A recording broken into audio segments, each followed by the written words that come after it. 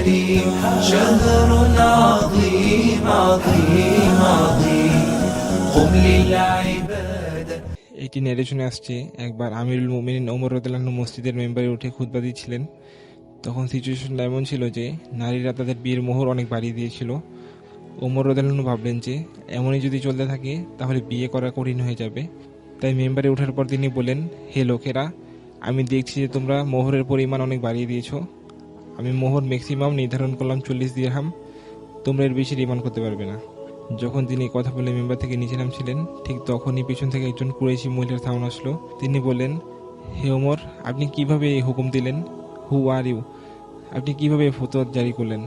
ওমর রাদিয়াল্লাহু আনহু শক্ট হয়ে যান যে কি এভাবে কথা বলছে। ওমর রাদিয়াল্লাহু আনহু তাকে বললেন, হে খাতুন, আপনি বলেন যে আমি কি ভুল করেছি এতে। এরপর তিনি বললেন, আপনি কি কোরআন পড়েননি? ওমর রাদিয়াল্লাহু আনহু বললেন, পড়েছি।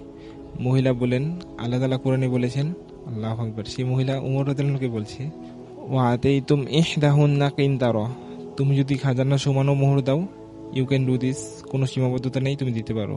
তো যেখানে আল্লাহ তাআলা পারমিশন দিয়ে দিয়েছেন যে মোহরের কোনো সীমাবদ্ধতা নেই, সেখানে আপনি কিভাবে ফতোয়া দিয়ে দিলেন?